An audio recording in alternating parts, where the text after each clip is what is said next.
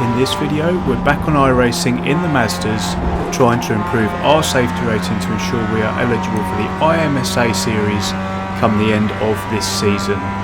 I'm also finally back racing at one of my favourite tracks in the world, Laguna Seca, and I'm going to be involved in an incident which gets another racer disqualified. Hey guys, and welcome along to another video. If this is your first time here and you like watching all sorts of sim racing related stuff, subscribe now and click the bell icon so you get notified of every video I upload and you don't miss a thing.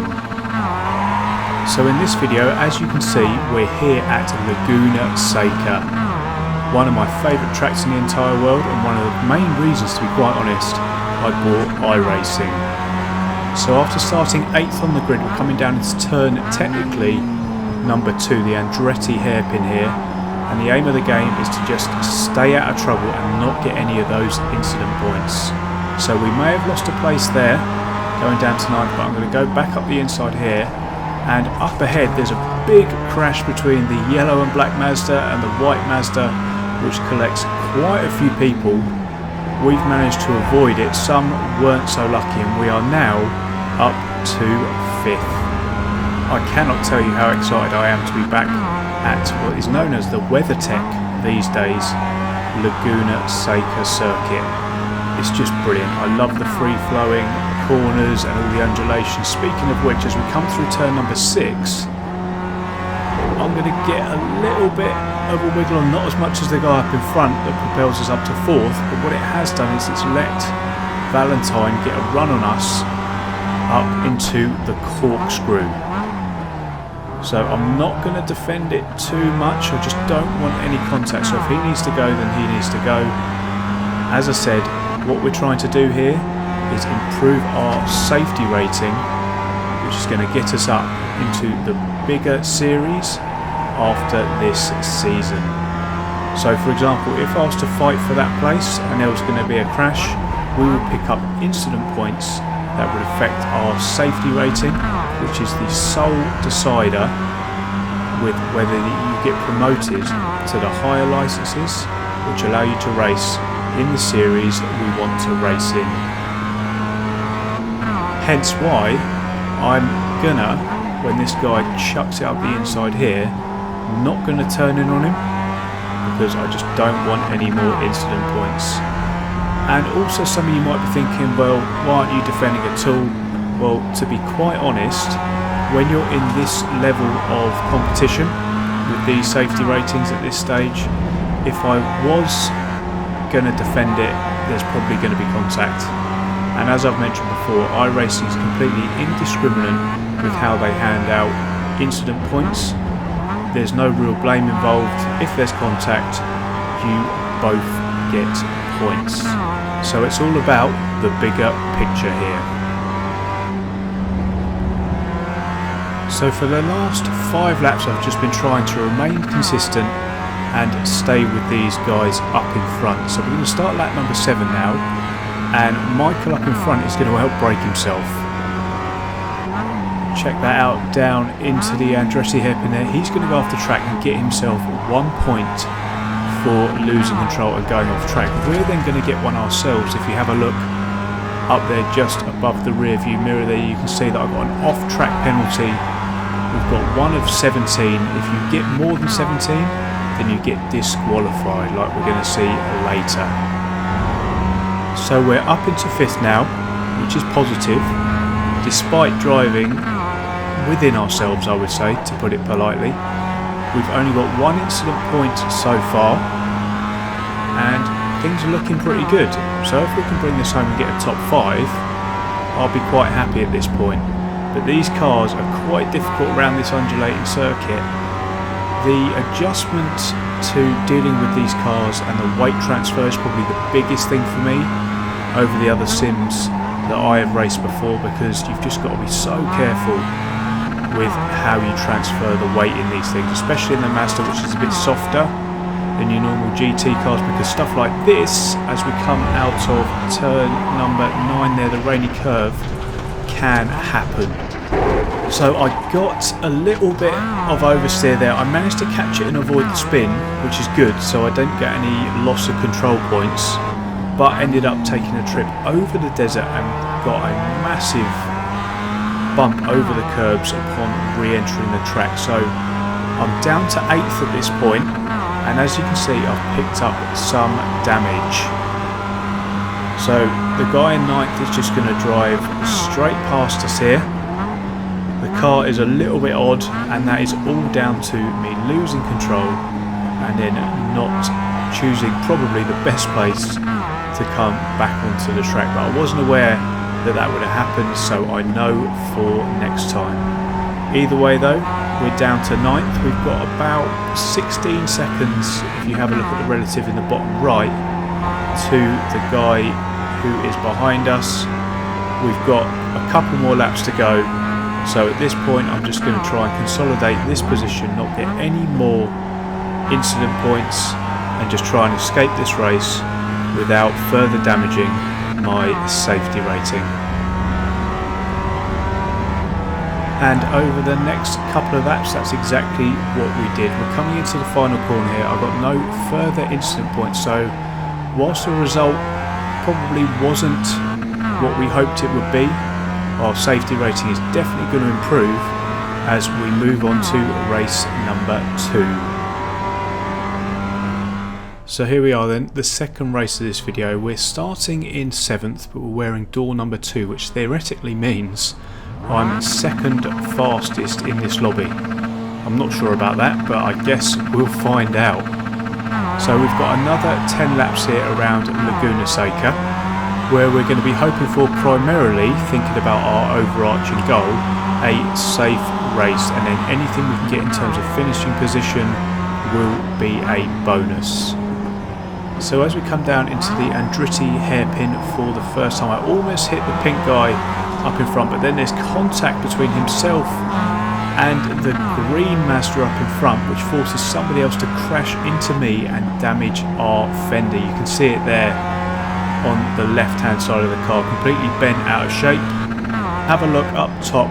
I have actually got, well, a notification about incident points, but I didn't actually pick any up, which is really quite lucky, to be honest, and something I, to be honest, think is quite refreshing, because the game has clearly seen that there's been contact, it's picked that up, but it hasn't apportioned any blame to myself, and I can carry on about my business.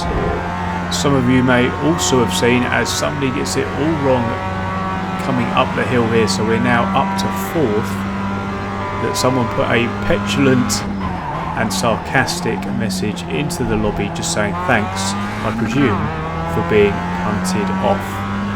So as we come through turn number 9 here, the rainy curve, we're going to have someone dive up the inside of us, which I'm just not going to fight. Had I turned in at that point, there would have been contact, we would have got instant points, but I'm going to go defensive here, because there is no chance of anyone going around the outside into that final corner. But as we come down the hill here to start lap number 2, I anticipate he's going to try and make a move into turn number, well, I call it 1, but it's in fact 2. So keep your eye on the rear view here. He's just going to chuck it up the inside. Just as well I didn't turn in again there. We've saved ourselves some incident points, and also these races are quite long, so it's not all about saving every single position on every single corner. You need to be a bit more savvy in terms of your racecraft, and it's all about where you finish at the end, which the guy who was in second has just learnt as he spun it coming out of turn number 4. Now, to be fair to him, that is quite a difficult corner. As I mentioned earlier in the video, these Mazdas and the kind of weight transfer of these things in general is really difficult. It's something you have to be really considerate of when on a track like this. Something that's got such elevation change can really catch you out if you're not 100% sure and in control of where the weight of your car is. speaking of this, here's another example. Up in front you're going to see someone smash into the wall and come back across the track. Myself and the guy who's just behind us there manages to avoid it, but we're now up into 4th. Again, it's not about defending every single position, every single corner. It's all about driving within your limits, keeping yourself on track and making sure you have a car to bring home come the end of the race. Rejoining the action a few laps ahead now. We're on lap number 7 coming into the corkscrew here, probably one of my favourite corners in the entire world. An iconic one certainly in the world of motor racing. The two guys up in front haven't got away, but check out Jordan as he has a huge moment like we did in the first race, taking another trip across the desert. He's going to go defensive. There is no chance for us to go down the outside here, so I'm going to try the switch back on him, but that's not going to work. He gets good traction coming out of the final corner as we head towards the start finish line to start lap number 8. I'm going to have a look at him coming down into turn number 2 here, but it's not on at this point. I'm not going to chuck it up the inside because watch, he's just going to turn straight in. That's the problem with these lower levels. You're not going to get the same amount of, I'm trying to think of the right word to use, I guess level of racecraft than you would in the higher lobby. So I'll wait to try and be more aggressive when we get out of these kind of lobbies. So as you can see up in front, Jordan is clearly thinking about us here.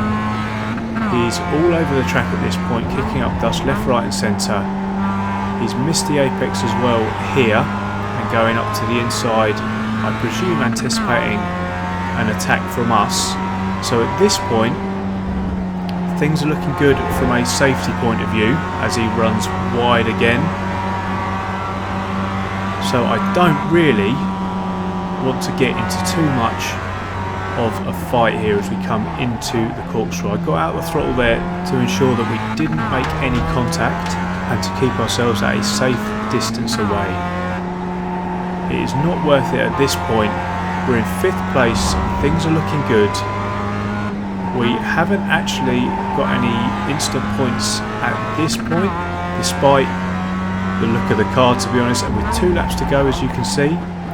I really want to bring this home for a perfect safety rating race.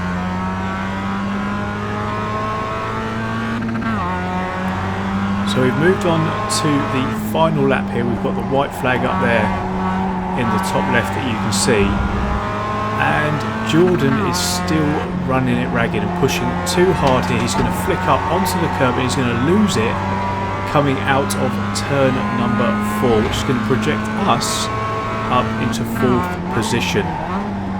Really, really good news, but as you can see in the rear view, we've been held up slightly over these last few laps, which has allowed Bryson and Kevin to catch up with us.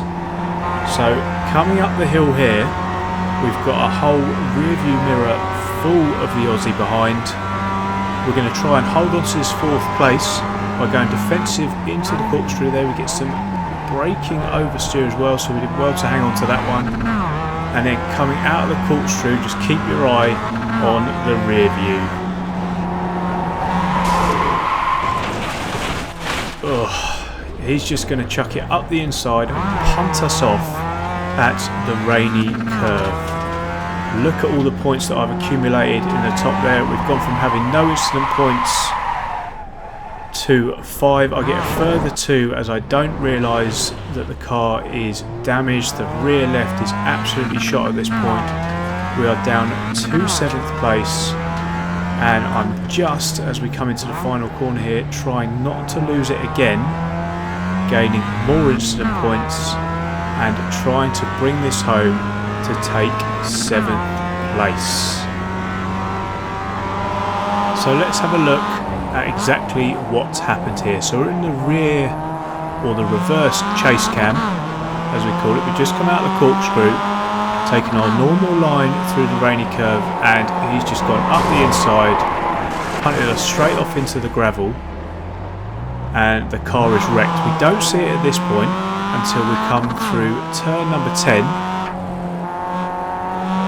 and you're going to see there the rear left. That is exactly why we had the issues we did, but we didn't have as many issues as Bryson did, as that got him 17 incident points and he got disqualified from the race. And for now, that's the end of the video. I hope you enjoyed the video. If you did, please hit the like button and make sure you subscribe to the channel if you haven't already. Thanks for watching, and I'll see you in the next one. Cheers.